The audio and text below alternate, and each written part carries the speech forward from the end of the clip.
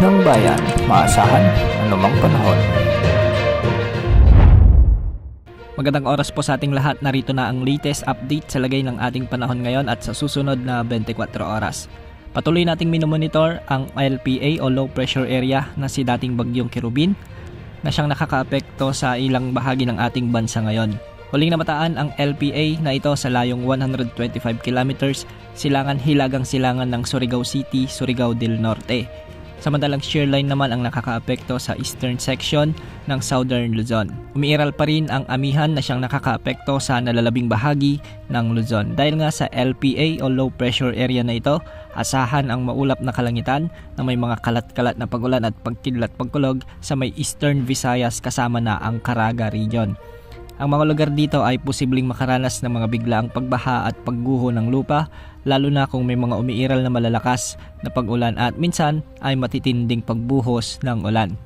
Dahil naman sa trough o extension nito, makakaranas ng maulap na kalangitan na may mga kalat-kalat pa ring pag-ulan, may kasamang thunderstorms sa nalalabing bahagi ng Visayas at Mindanao. Hindi rin inaalis ang posibilidad ng mga biglang pagbaha at pagguho ng lupa, lalo na kung may mga katamtaman at malalakas na pag-ulan at minsan ay matitinding pagbuhos ng ulan. Samantala, magiging maulap din ang mga kalangitan na may mga kasamang scattered rains o kalat-kalat na pag-ulan at pagkidlat pagkulog dulot ng umiiral na shear line o yung banggaan ng malamig at mainit na hangin sa bahagi ng Bicol Region, Oriental Mindoro, Marinduque at Romblon. Pinapayuhan natin ang mga lugar na ito dahil hindi rin inaalis ang banta ng mga biglaang pagbaha at pagguho ng lupa, lalo na kung may mga katamtaman at malalakas na pag-ulan.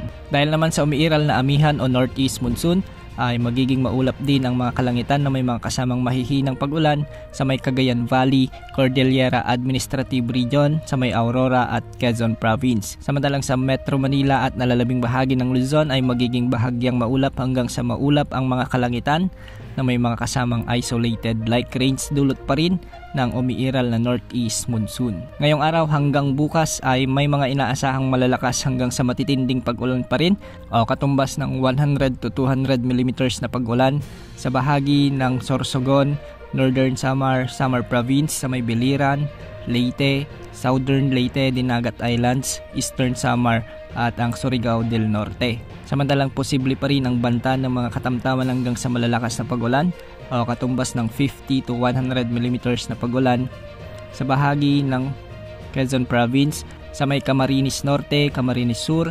Catanduanes, Albay, Masbate, Cebu, Bohol, Camiguin, Agusan del Norte, Misamis Oriental, Agusan del Sur at Surigao del Sur. Pinag-iingat natin ang mga nasabing lugar sa banta ng mga pagbaha at pagguho ng lupa, lalo na yung mga ilang araw nang nakakaranas ng malalakas na pag-ulan. Samantala wala pa naman tayong namomonitor na panibagong LPA o potensyal na bagyo na posibleng pumasok sa ating area of responsibility sa susunod na 3 hanggang 5 araw. Yan muna ang update sa lagay ng panahon. Ito po ang weather update ng bayan, maasahan anumang panahon.